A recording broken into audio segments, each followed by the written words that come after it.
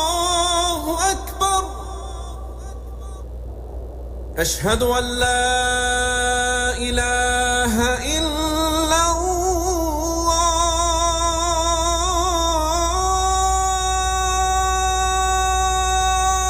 الله أشهد أن لا إله إلا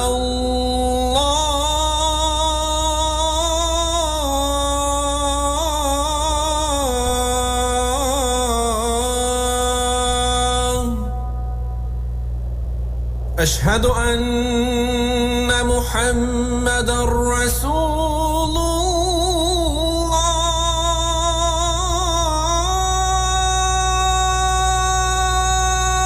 الله أشهد أن محمدًا رسول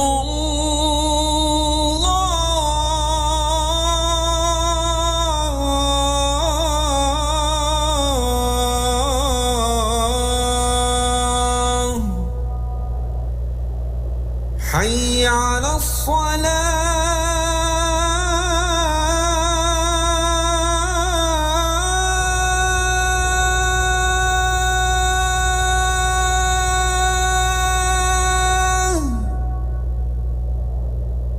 حي على الصلاة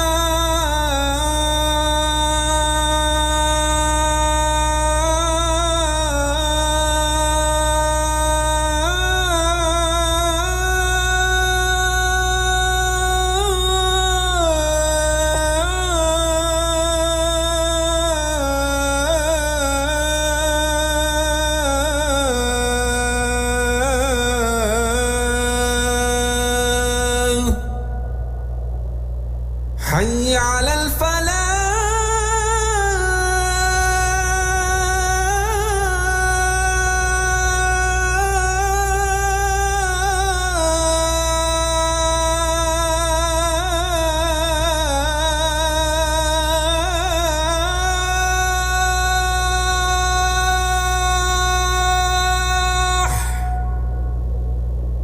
حي على الفلاح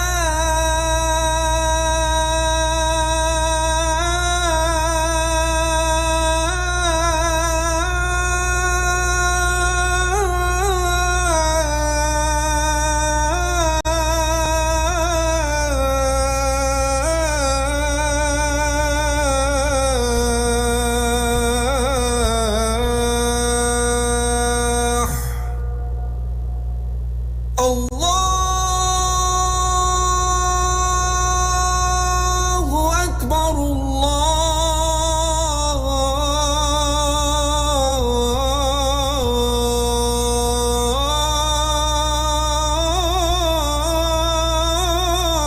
الله أكبر لا إله إلا الله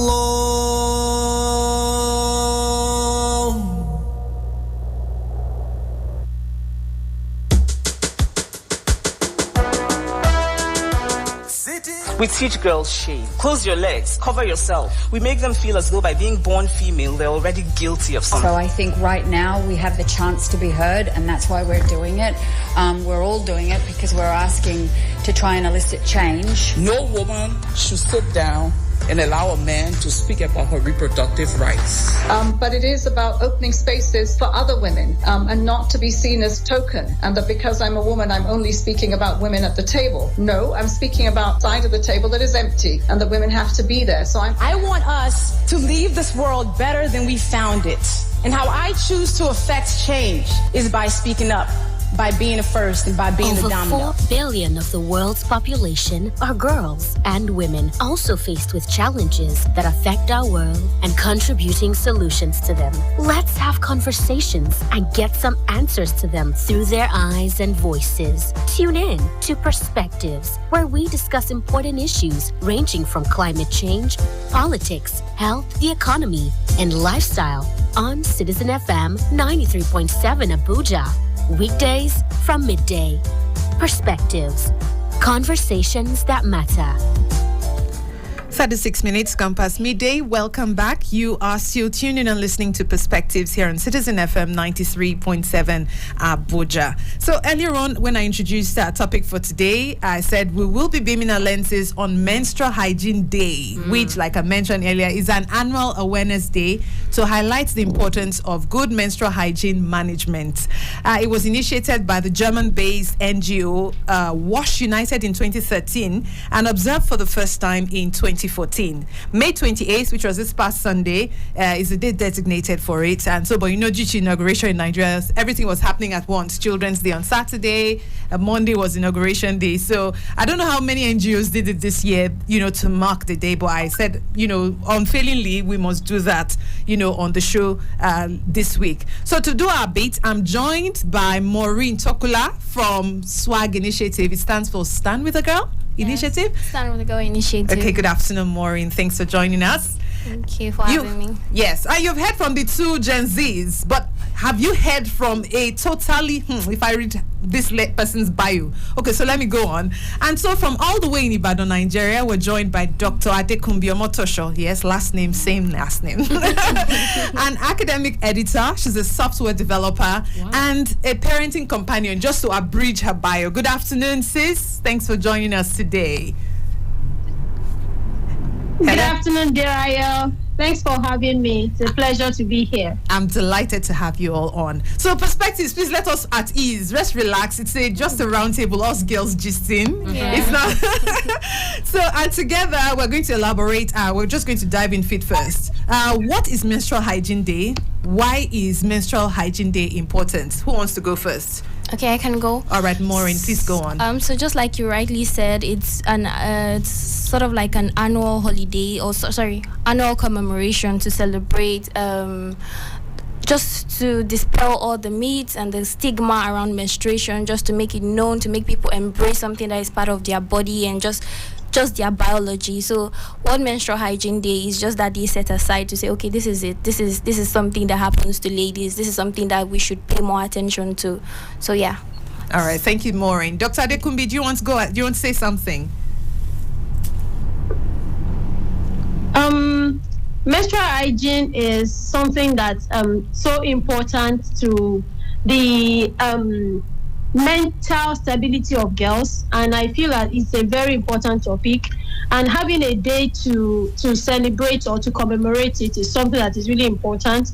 So I'm glad that we are doing this today, because a lot of girls are experiencing stigmatization and all sorts, so bringing awareness to it on a special day kind of removes all the stigma and the bias, and it sort of liberates the girl child. Yes, thank you so much. So I'm happy that we're discussing this today. Thank you so much for that. Earlier this year, when we were celebrating International Women's Day on March 8th, the United Nations Secretary General had said that enough progress has been made for women and girls all over the world, but that to gain proper traction is to take us another 300 years for girls and women to get to the positions and the breakthroughs that we want. And so, so many people disagree and say, I don't agree with him. 300 years, that means none of us alive at the moment will be alive in 300 years to see some of this progress. And so menstrual health, I think, is one of the, conversations that we're not having enough conversations, because everybody keeps saying, only you people Women's Day, only you people Girls Day for Girl Child Day, only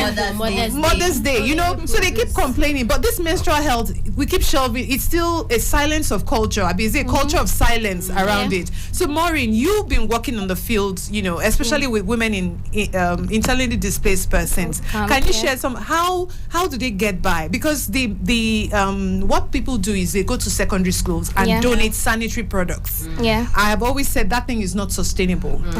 We as adults, we know how much it is to buy one sanitary product. Someone in an IDP, internally displaced persons camp, how do they get by?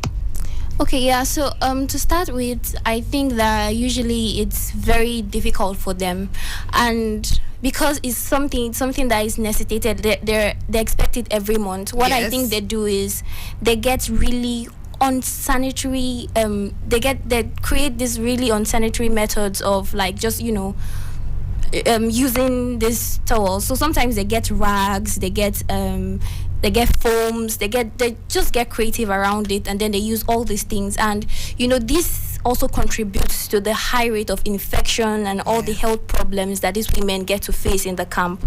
So I think last year we were in the camp. Yeah, last year we were in the camp and to distribute over like 300 sanitary towels to the women and girls. 300. Yeah. For something that we see every month. Every month, yeah. And so we saw how that was just going to serve the purpose for a month or two, because we tried to get the I don't know if you know this Virony and Benson's. Yeah. So it's like it's bulky, bulky. So it's easier to say, they can use it this month and next month. But we always have it in mind that this is not sustainable. These people can use it for 2 months and then they're back to using their rags. Yeah. So we've been talking to the United Nations Population Fund to see how we can get. So there's this menstrual cups, and then your reusable pads. But we want to make sure that before we give them, because these menstrual cups and reusable pads, you have to have knowledge around it to even use it in the first place. So we do not want to go and distribute something that creates a problem instead of solving the problem.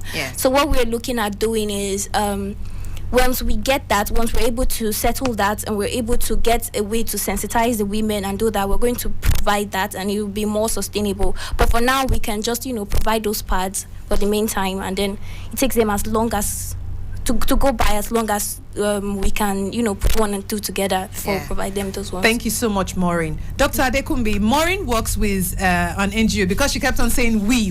Maureen does not work with the Nigerian government. She does not work with, even the United Nations is a body, right? And so they can only advise. They cannot come into our country and tell us what to do. And so she's saying we. And, that's them doing their own bit. You are I like the fact that, if you listen to our episode on Saturday where we did Children's Day, she's the one that gave us 5 tips on how you can read and where to read. Yes, this is Dr. So she's the one that, so I mean, when my friend introduced her that you are looking for someone that can talk about encouraging reading children, go to Dr. Omotoso. She's the person to go to. So Dr. Omotoso, I really want to, we've highlighted some of the challenges of good menstrual hygiene management. We've talked about the lack of access to sanitary products, lack of access to clean water in IDP camps and sanitation facilities, social and cultural taboos around menstruation. A woman is unclean. What can we do to improve it? What can we do? I know you are a software engineer, but I know you are passionate about children, and I know you visited some schools around Nigeria, and I'm sure this is an issue that you yourself you've seen. So what can we do? Thank you. These are issues that have existed over time, and which mothers over time have tried to navigate, and people who are concerned about the girl child. Yes. I run a parenting group, Nurture Me Circle. Yeah. And this is part of what we discuss. NGOs do their bit to help with this, with alleviating the stress of especially less privileged girls, helping them with sanitary pads and all of that. But there's a lot that we can still do. Like she said, like Maureen said, while we wait for us to be able to distribute menstrual cups and all of that, and we are still giving disposable pads, I have problem with the way disposable pads are given to girls in schools. And what's my problem with it is because, there's a lot of uncertainty surrounding it. It's better if someone has never used something before and they are just using their old method and they perfect it, than if you come and give them a bit of something which they most likely never see again. Because we go to schools, we distribute pads, and then we go to another school next month. It doesn't help the girl that you give it to in the first school. So I believe that our NGOs who are doing this, they're doing a great job. It's good that they are doing it, but I feel that each girl that they give must have at least 6 months worth of disposable pads. So, but how do they gather? They can consolidate. That can, when we have this mentality, it will inform our proposals. Like when Maureen's NGO is making proposal to the UN or whoever they are proposing to, they are not calculating based on a single visit or 3 visits. They are calculating based on, we want to give each girl 6 months worth of sanitary pads. Yeah. That way, you are actually helping them. You are giving them beyond the physical pad that you are giving them. Yeah. You are helping their mental health as well, because they're not worrying about what they are going to use next month. Yeah. Do you get what I'm saying? Yes. Yeah, that makes sense. So that's one of the lapses I've seen. They need consistency, because if you interview the girls, they'll say, oh, they came, they gave us, and that was the only time I ever used it. I've never seen it again. Yeah. They can't afford it. Yeah. So if we can give them like 6 months worth or a year worth, it will really help them. Although it will push up the budget of the NGO, but then it will be of more impact. Yeah. Thank you. And then so I much. I also feel that in areas that don't have enough water, that don't have enough water to maintain sanitation and all of that, then I think those are the areas where we need to concentrate more, because with these disposable pads. And then beyond that, education of the boy child also is very important. Yeah. While we want to help the girl child, we want to also educate the boy child so that they know that what is happening to the girl is not a bad thing. Yeah. Menstruation is not dirty. No. It's not impure. Yeah. This misconception is what makes these children to feel stigmatized, and then they feel ashamed. Yes. If a girl is stained, for example, a boy should be able to go wrap a sweater around her and tell her, oh, you're stained, and help her. Yeah. But our boys would rather run away or maybe laugh at her or something. It's because we are not doing enough in the area of education. Yeah. So I believe that we shouldn't just focus on the girls when it comes to menstrual hygiene education or anything concerning menstruation. We should also talk to the boys. When we start talking to them about reproduction and all of that, we shouldn't just mention menstruation on the surface as something that happens to girls. They should know that it's a normal life process, and we should help them so that they can help their friends who are girls to navigate this aspect of their lives. Thank you so much, Dr. Adekumbi. Very well said. So, Deborah and Jessica, I don't know, both of you, I like that we're all girls, having this conversation. Did you have any experience? I mean, you left secondary school not too long ago. So, actually, yes, I know you want to share. Yeah. Go on. She mentioned something that was just beautiful for me. Yeah. It's like talking to the boys about it too. Because I grew up, I went to camp a lot when I was younger, and then I went to, we had like all this what they call them, gender awareness, club and society, where they will call boys to one class and call girls to another. And you hear a lot of them, telling girls, like they made period. Like I think I was even telling you about this. They made periods a very dirty thing. They'll make you say, oh, you know what? When you're on your period, tell your mommy it's flower time. Hide it. Code names. Protect yourself. Like it was such a bad thing. Like it's already bad enough that this is happening. Yeah. And then you're now making it worse by telling me I should hide it. And I think I told her when I finally broke this fourth wall was when I was 14 years old, and my mom took me to a pharmacy to buy period pads. And when I got there was a person who was buying the I don't know if I can say. Go on. Yes, go on. Okay, he was buying the condom. Yes.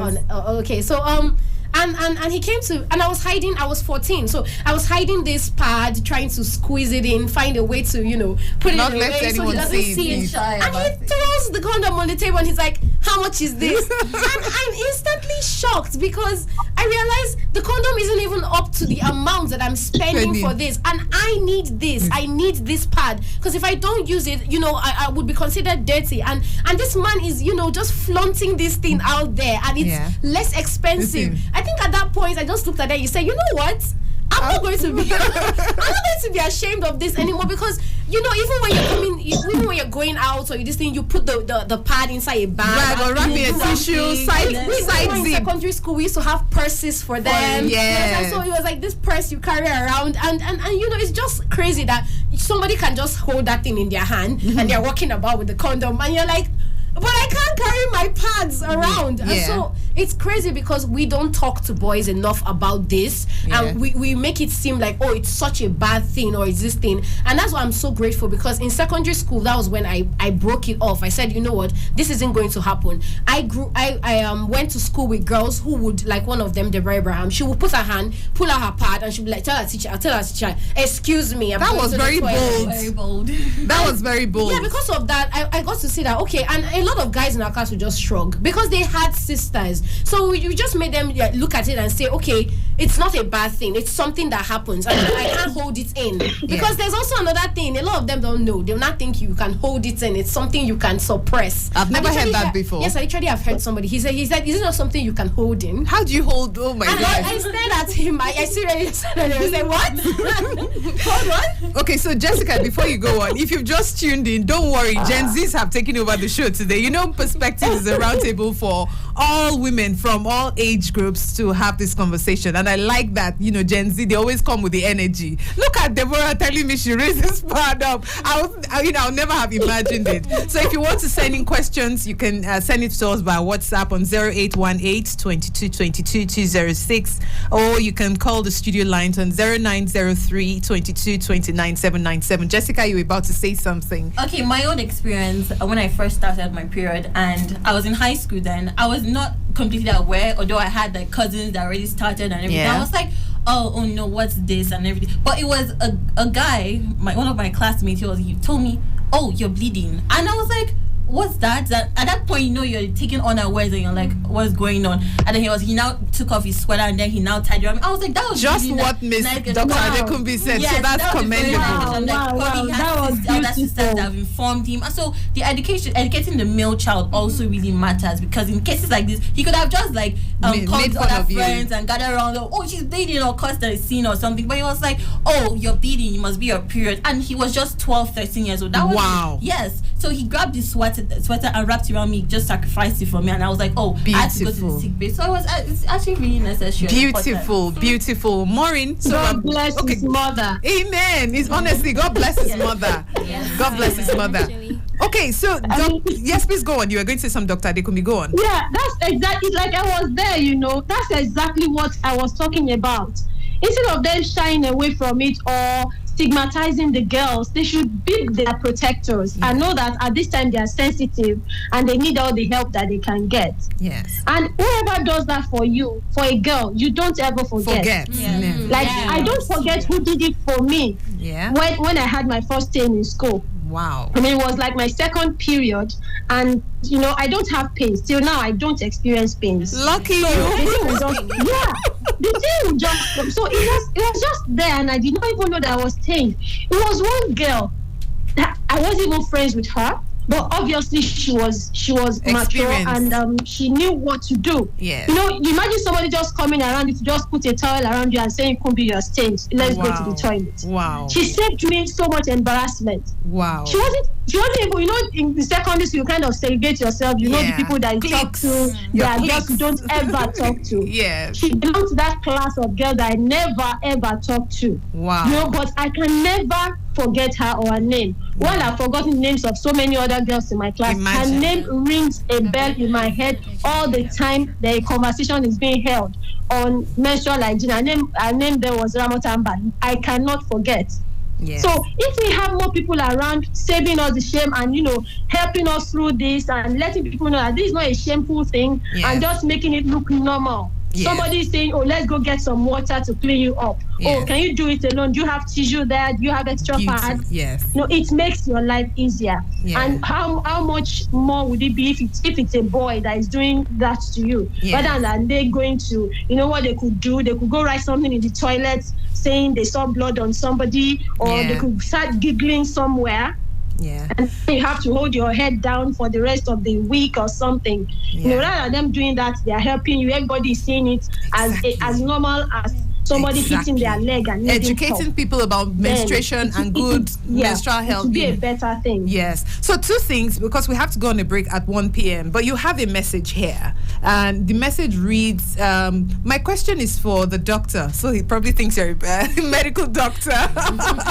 It said he's using rag as. Okay, let's have it. Yes, it said he's using rag as pad during the period. Is it healthy? This is Patrick from New Cairo. I want Dr. Adekunbi to answer, but I want to also ask Maureen, and I'm asking you because you work with a lot of the less privileged in our society, and I know you had mentioned something about reusable sanitary pads earlier on, but before we get to people will use rags, folded napkins, wrappers, so you answer first, then we'll go to Dr. Adekunbi. Okay, the question is using rag as a pad during your period, is it healthy? And when he says rag, I'm sure he doesn't mean something dirty. I think it's an improvised. Exactly. Okay, so it all depends on how you treat that rag. Okay. So the thing is, just like your undies, sometimes they tell you, or most times they tell you, when you wash it, you need sunlight to kill certain bacteria and all of that. So you have to be careful with this rag, because infection can get once you use it and you're not careful with how you wash it, and even the detergent you use, you have to be careful what detergent you're using and where you're drying it. You're making sure that wherever you're keeping it, it's safe, it's clean. And so the whole process of it, because people neglect those hygiene guidelines, so to call it, it's often bad for them. But I wouldn't say it's a total cancel out. It's something you can use, just if you can just abide by the rules and just dry it under sunlight. Make sure you're using mild detergent. Make sure there's, you just maintain sanitation around it. Thank you so much, Maureen. Dr. Adekunbi. So she said 2 things. Is how to maintain the hygiene rules, right? Yeah. The first thing, use mild detergents. The less privileged in Nigeria do not know there is mild detergents. That's one. Everything is Omo. Everything is. Do you get? Then 2, also sunlight, because do you remember there was this myth one time that if you spread your panties, some guys will come and steal your panties and use it for ritual. Exactly. So girls don't spread their panties in the sun anymore. Doctor, would you like to speak to that? Yeah, everything she said is valid about the hygienic use of napkins or as menstrual towels. Yes, because if you ask gynecologists, they will tell you that there are no health implications of using cloth pads. There aren't any towels as long as they are washed properly and kept. And I would just like to say 2 things. Yes. One, this might sound strange to most people. Yeah. But I would say that if you're going to use clothes as sanitary towels, make sure it's white. Okay. Because that's the only way you can ensure that it's absolutely clean when you wash it. If you use any other color, you have to keep washing until it's white to the original color. Yes. And then maybe sometimes you may have to clean it off with bleach, but then it will have to be long before your next cycle. Okay. Yes, long before your next period, so that the effect would have gone. But I would advise that it is white, so that you can maintain it. So because even the corner, the seams of the cloth, blood can hide there, and that can harbor. Yes, it can be trapped there, and then can harbor a lot of bacteria. Yes, thank you so much. Make sure, I would advise that you use white, and then so that you can wash it very well. And it's also very good for the environment. Exactly. Because we're not. Yes. They're not biodegradable.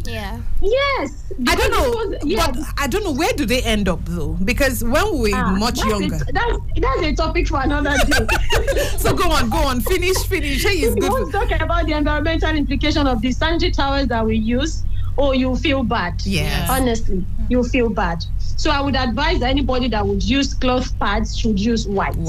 That is number 1. Yes. And then number 2, I would advise that those who are in places where they don't have access to enough water should not even think of cloth pads at all. Because keeping it hygienic requires using a lot of water. You can't manage. Yeah.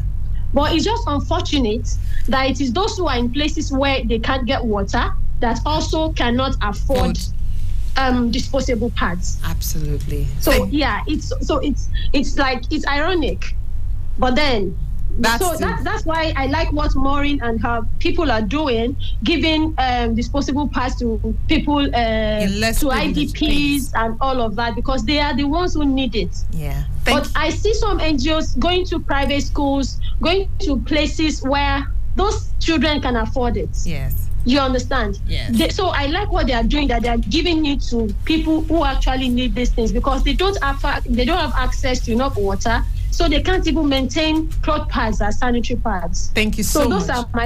Those are my two solutions, really. Submissions. Yes, please. Thank you so much, Dr. Adekunbi. It's a great place to go on a break. We have to take the news on the hour. When we return, we'll continue our conversation. In the meantime, you can send us a message via WhatsApp 0818-2222-205. There's a message already waiting for us, but I'll take that right after this break. Just stay with us. 93.7 Citizen FM. Let's talk about it on our favorite radio station. We're more than just a radio station. We are a part of your life. This is 93.7 Citizen FM, Abuja. The time is 1 o'clock. Time for news on the hour.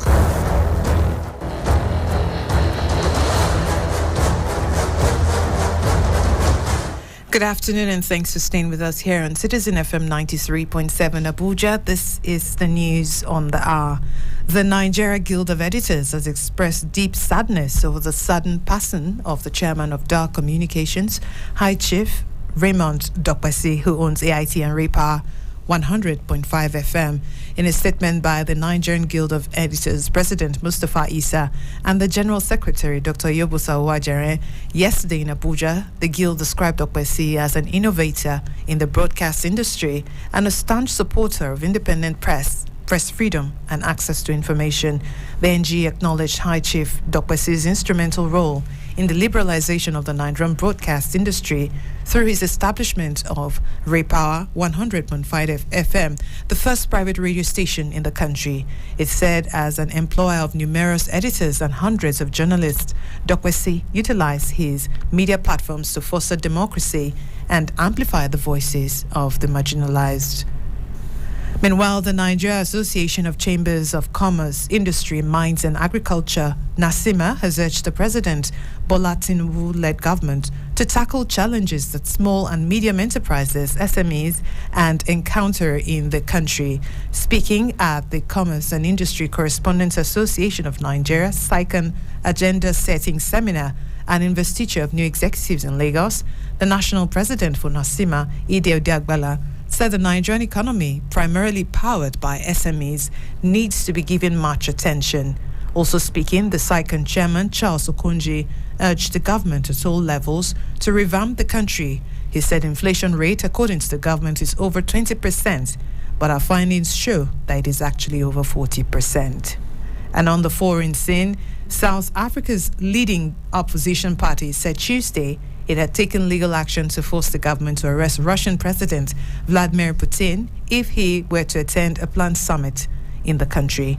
In March, the International Criminal Court, ICC, issued an arrest warrant against Putin over accusations that Russia unlawfully deported Ukrainian children who are on a visit to Cape Town for a Brazil, Russia, India, China, and South Africa BRICS bloc meeting in August. And Tuesday, the Democratic Alliance Party said it launched a court application to ensure that the government detains the Russian leader and hands him over to the ICC should President Vladimir Putin set foot in South Africa. And that's the Citizen FM News on the hour. Thanks for listening. It's now back on Perspectives, where we're discussing menstrual health hygiene. Just stay with us.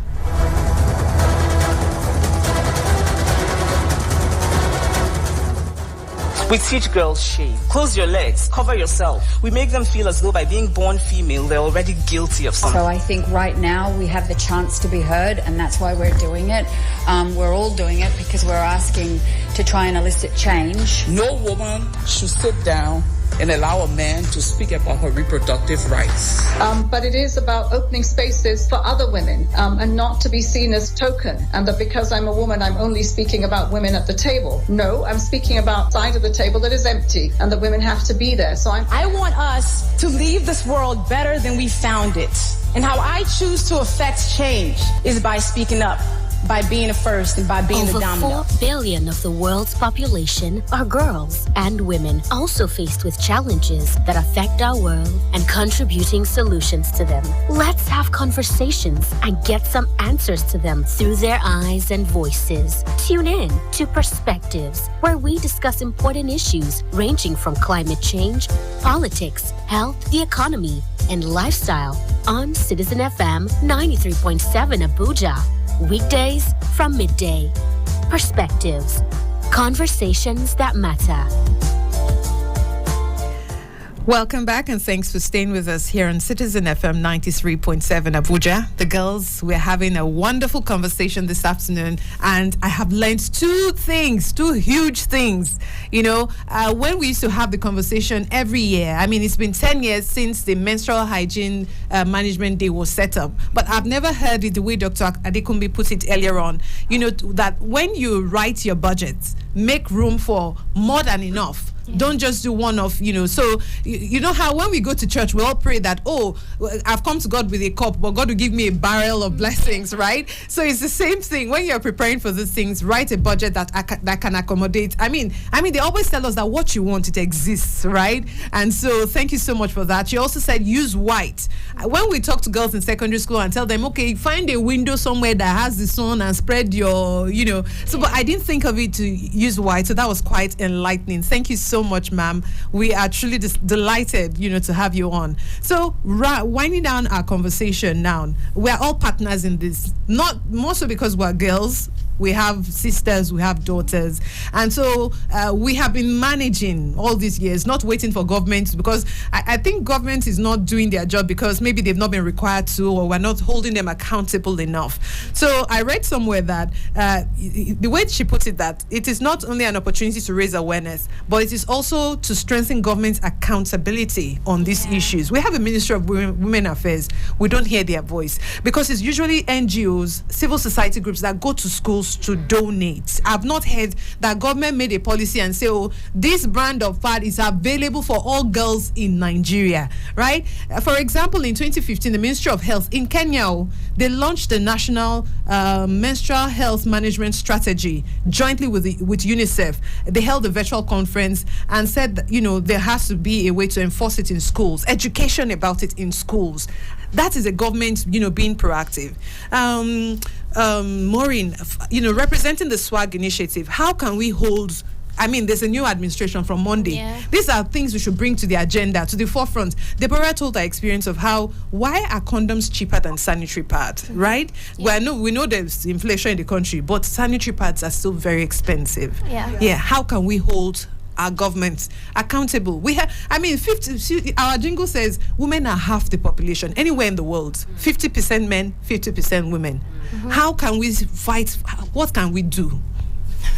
So I would say that we can carry out advocacy to these institutions and just tell them, okay, see, this is very important, because in as much as we want to say, oh, the Federal Ministry of Women's Affairs, they're not doing this and that, there's so much that they are doing in other sectors and other areas, and so we cannot like just dismiss that.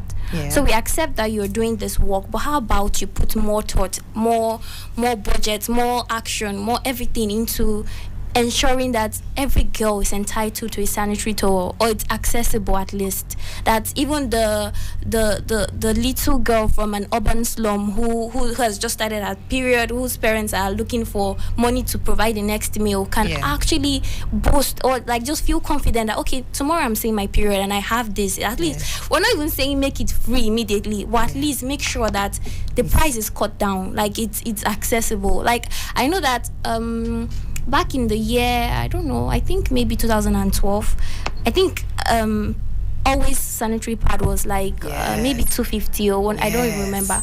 But now you go somewhere and you're hearing that a sanitary towel is 1,100. Yes. And someone in an urban area, an urban slum or a rural area has 10 children, and maybe out of those 10 children, he has 8 daughters.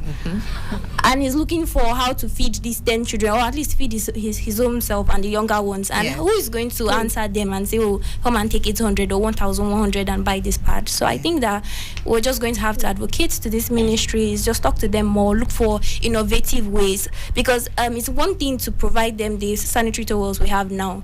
And it's another thing to think of, oh, what does this sanitary towel do to the environment? Because we can solve one problem and create another. So it's also to look for how to drive innovations, maybe create reusable pads, look for just, plants, do whatever we can, but it's just innovation and advocacy for me. Thank you so much, Maureen. So I'm going to Dr. Adekumi before I come to you girls. I know you are an expert in targeted solutions. So do you have any thoughts on this? Honestly, because this is the time Nigerians are the most well-read African people in any part of the world. We have PhDs. Why can't we solve this problem? So Dr. Adekumi. Go on. You want me to give like my final word on this? Or yes, please. I would really love to hear. Yeah, what can she said innovations, right? So is there somewhere in that phenomenal brain of yours that you have a solution to this? There is no right now. There is no solution that is more unique than what we have already. We have menstrual cups. We have both disposable and the reusable pads and all of that. I think the main issue that we have is recognizing the fact that most places need help with this product. And they need it consistently. That is one. So we need to render. It's like giving them food, because it's something that must happen every month. If it doesn't happen to you as a woman, you are pregnant. I'm looking for your period. So it's like food to us. It's like a monthly food to us that they need to make provision for. Just like the the food they give them in school. What do we call this? School feed? School feeding program. We should have menstrual pad program, school menstrual pad program, or whatever it is that we want to call it for school girls and for vulnerable women like that. That is one thing, the provision, so that we have it in excess. I mean, if it's excessive, and instead of subsidizing oil or whatever else we are subsidizing, if we are subsidizing this for girls, or maybe there's a pool somewhere where they can go and collect it every month or something like that to make everybody's life easy, and then it will bring down the price. It will bring down the price and it will be more affordable for girls. That is one. The most important thing which I see is promoting open conversation about it and destigmatization, destigmatizing menstruation. When you destigmatize it and conversation, there are open conversations about it like we're doing now. That's when a girl can walk up. That some girls cannot even go and ask their dad. Once their mom is not around, there's a problem. Because society has taught them that it's not something you talk to with boys or with men. You understand? So the girl's life is shrouded in secrecy at that period. For those 5 days, you're just not yourself. You can't even share what's going on. And then they're asking you, what's going on? You're like, I'm okay. Nothing is wrong with me, when everything is wrong. And this is your dad, for crying out loud. So there should be more open conversation about it, so that girls who need help can get help, because the problem around menstruation, it's beyond getting pad. It's also about the pains that the girls go through at that time, being able to share it and being able to get help. So we need to continue to have open conversations around it, and so that we should work at destigmatizing it, so that girls can openly talk about it, and that will kind of lessen their burden.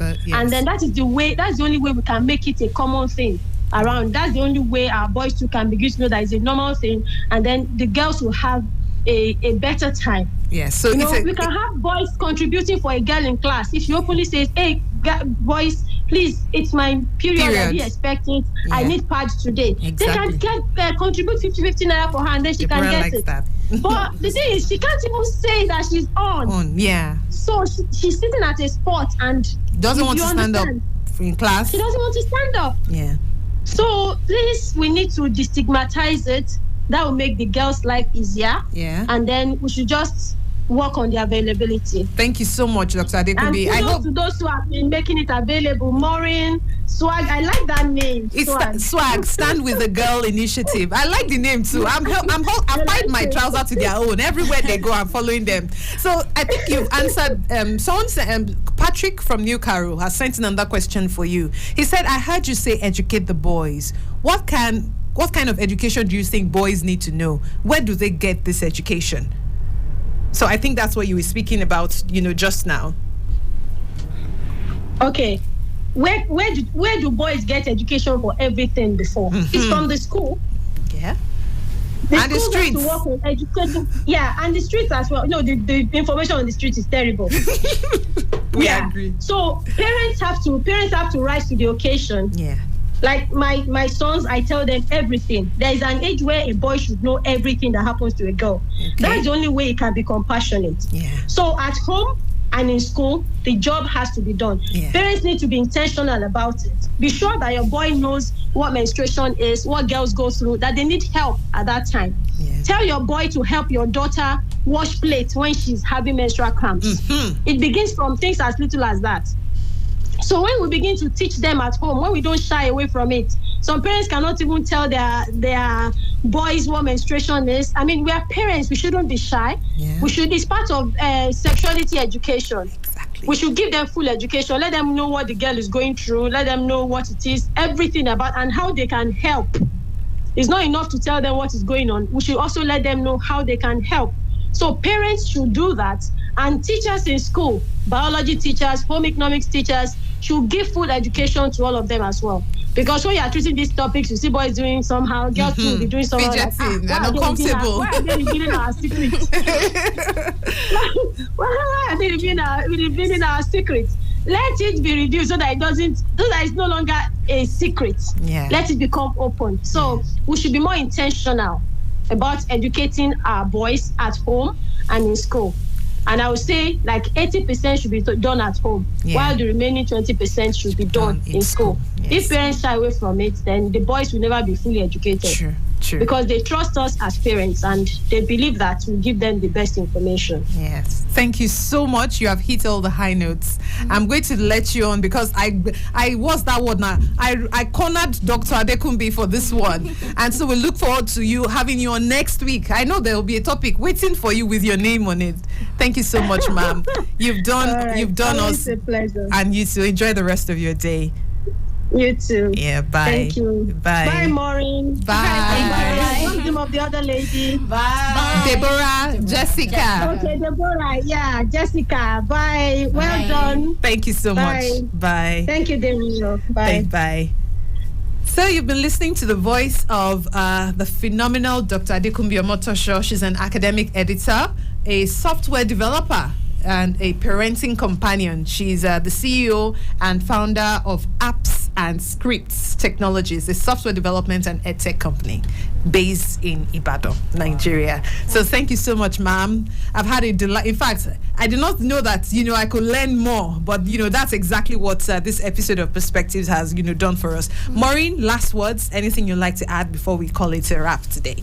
Okay, so I'd like to say that on the boy-child education of menstruation and all of everything that contains it, I realized that a lot of people that are far from the Gen Z or millennials, they had different views and perspectives of this menstruation that they grew up with. Yeah. Some of them grew up in really traditional households where menstruation was symbolic to something maybe spiritual. They felt like, recently when we went out for a sensitization, some were like, tell us a myth you know about menstruation. Someone was like, in my place where I come from, once you're on your period, you're not allowed to go to the king's palace. You're dirty. You're automatically, there's this, there's that.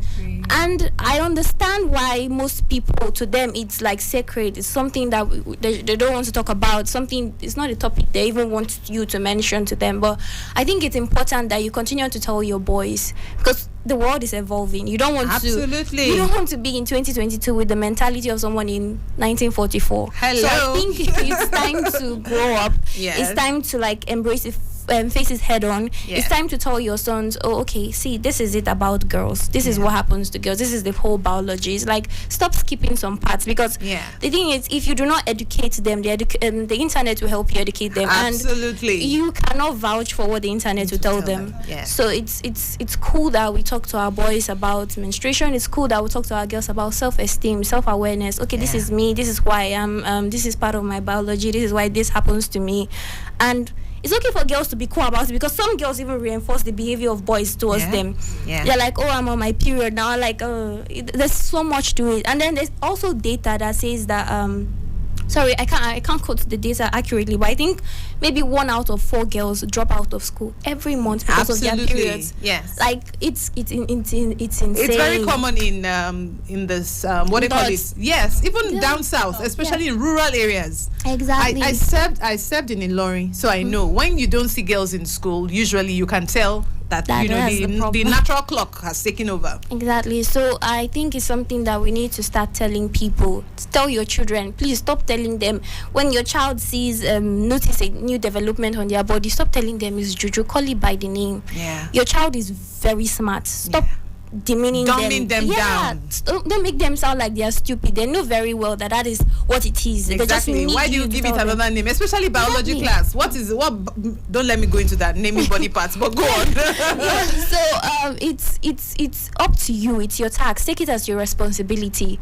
Take it that you're a modern man in a modern age. So talk to your sons. Tell them, oh, girls have this during the year. This is what they are. Tell girls this is what they feel. I know for someone like me, I was in a boarding school as early as 9 years old. So I didn't get in 2006. I went to a boarding school. Now I feel ancient. I'm just shrinking in my chair. Go on. So I got most of my information from my peers, like those who would see their periods, and when my school mom would be on her period, I thought it was so cool. And then can you imagine? Hello, I've never heard this story. I honestly thought it was so cool, and I was a late bloomer, so I was just sitting there and waiting for the day this glorious thing will happen to me, and it didn't happen till I was in SS3, almost graduating. Wow. Yeah, so it was that bad. I think that's where the saying comes. When you look out for something too much, it delays. Anyway, but I'm happy because I was with my peers. I had teachers. I had the principal. She was a reverend sister. People who talked to me about this. I'm imagining a girl who is in a village somewhere where her father thinks it's a taboo for her to even cook for him when she's on her period. And then she's just scared of herself. She feels like there's something wrong with her. So I think that is, just educate people. You try to get more information. Try to, just equip yourself with knowledge, and one way or the other will progress. Hopefully not in 300 years. You see what I have to say? Thank you so much. Very well said, Maureen. All right, the two Gen Zs. Last words, Jessica. Then we'll go to Deborah. Okay. I'd like to also add that it's not just enough like schools educating the boys or the girls. They should also provide means. Like a girl is on her period, she should be able to walk up to the authorities or the officials in school. Oh, I need this for my period. You should be able to give like a pack of pad. You should carry her for a few days, and then that would be okay. The school should also provide, not just waiting for the government to do their bit. All right, thank you so much, Jessica. Well said. Go on. I'm so glad she said that. But I want to talk about like we as girls now. There's something that I started doing when I was in secondary school, and I like that she mentioned I forgot her name. Dr. Adekunbi. Yeah, she mentioned something. She was talking about boys helping and this thing. Like I said, secondary school was when I broke the fourth wall, and so I had guys. Most of them were guys in our class, and they all had sisters. And I'm not even just talking about sisters. Like they had people around them. Okay, like let's not just treat it like it's just your sister or your daughter or your whoever. Let it be just a woman. And every time anyone was on a period, and it just came suddenly, because there's some certain times you may calculate the dates. Were you even able to calculate the secondary school? Exactly. I learned how to do it by myself from a maths textbook. Yes. Okay. A maths textbook gave an equation, and that was when I learned how to calculate my period. I will ask you this one later, because my head is in. I learned how to do this from a maths textbook, and then but I didn't calculate right. I thought it was 27, not 28, and so I calculated 27. What and then theory? The Pythagoras theory. What theory did you use? I'll tell you about it. And then it came, and then I was like, that. Oh my God! Isaac Newton moment. And then Eureka. I locked eyes with one of my classmates, and it was a boy, Abubakar, and Abubakar just went, and then he just whispered, and the next thing, my entire class left, and they just went in different directions. Went to SS3, went to SS1, went to SS2, went to JES, went everywhere, and they all came back with pads. My goodness. And yeah, that's actually where I learned how to do it from. So even in university now, instead of me, doing the whole, okay, even if I don't have money to do anything, I must get pads, right? So I just go and I tell a girl, 1 is enough, 2 is enough, and I get 1, I get 2. By the time I finish, I have almost 20 something, and it's enough. So yeah, I learned how to do that. So like what I now do now is I carried pads in my bag. Always have pads in my bag. Mo is always trying to remove them. I have pads in my bag because I'm always trying to help people. I do that because too. I don't know where I will go to, and someone is stranded. So I just I can just put my hand through the cubicle and hey, you can have this. That's something I've learned how to do. Fantastic. And also about the boys, let me just close with this. Something else that you should do for your boys is not even like wait for them to, how will I say, for them to a certain age, for them to start asking the questions or looking, understand, like just I don't know, sensitize them, show them that this thing is normal. And then the last thing that I would say, oh God, is at the top of my head. I don't know why I can't remember it right now. It'll come. Okay, but like just talk to them. Like my brother now is just 13 years old, but when my brother was younger, he I don't know, it was not like we told him per se that okay, this is what your sister is going through, but he knows at this time your sister needs comfort, she's tired, and so whenever I this thing, he can just come up to me and say, oh, is it your period? And then he just sits by me, and then he'll cuddle me and be like, it's okay, it's going to go away and all those kind of things, and then he gets me water, or this thing boils water for me and all those things. It's things we should and it's very African man like. It's not in the muscle and he's showing. That was very, very sweet. It's a wrap, ladies. I'm so excited. I mean, we had such a great time today. Let's make it a date. In fact, I've lined up the topics. I'll come and pick and poach both of you. Thank you so much, Maureen. My kind regards to Margaret Bolaji, the founder of the Swag Initiative. Thank you all for listening. I hope you have learned a thing or two. I also want to say that every episode of Perspectives is on YouTube. You can go back and watch several episodes and to catch up and leave your comments. We look forward to them and your feedback. Have yourselves an amazing rest of the day. Thank you for listening. Bye. Baby, get free up your vibe and stop acting crazy. Shut up, Paula, give it a good loving daily. Now you trying to pose like I be on Citizen FM. Let's talk about it on our favorite radio station. We're more than just a radio station. We are a part of your life. This is 93.